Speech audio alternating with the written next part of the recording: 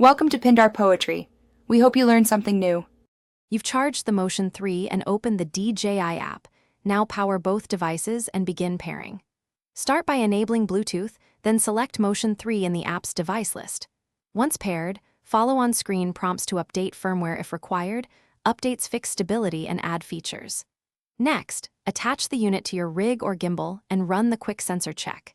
Make sure IMU and gyro status show nominal. Once done, you're ready to move into configuration and control tests. You'll want control refinement before recording. Open control settings and adjust joystick sensitivity and dead zones so small hand tremors don't translate into camera movement. Map the trigger, mode button, and gestures to the functions you use most. For example, set one button to toggle follow mode and another to lock orientation.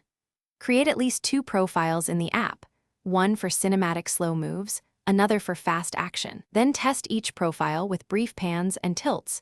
To confirm response, you're ready to record.